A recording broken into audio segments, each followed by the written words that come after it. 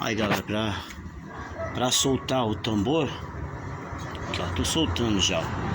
Tá meio solto aqui, ó, né? Não dá pra pôr a mão. Levanta o carro, solta a roda, solta os parafusos aqui, ó,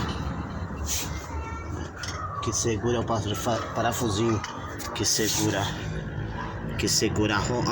o tambor, né?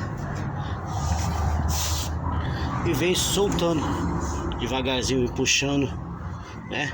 Se caso ela tiver muito tempo sem tirar, aí você vai dando umas batidinhas, porque ela tá com fuligem dentro, então ela trava, né? Aqui solta o freio de mão lá também, né? E aí vem tirando a panela. Aí você pode olhar dentro do sistema, né, de freio de mão. Ó galera, ó, barulho na roda traseira, fazendo um barulho irritante.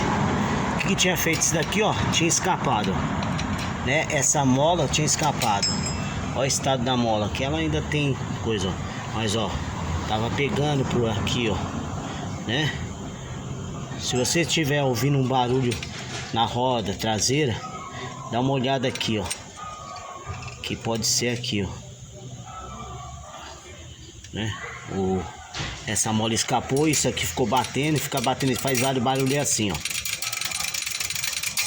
E é irritante. Roda colocada. Agora vamos apertar, baixar o carro, né? Tá. Vocês vão ver aí, ó. Tá com os dois cavaletes. O macaco fica lá, ó. O macaco lá no fundo lá.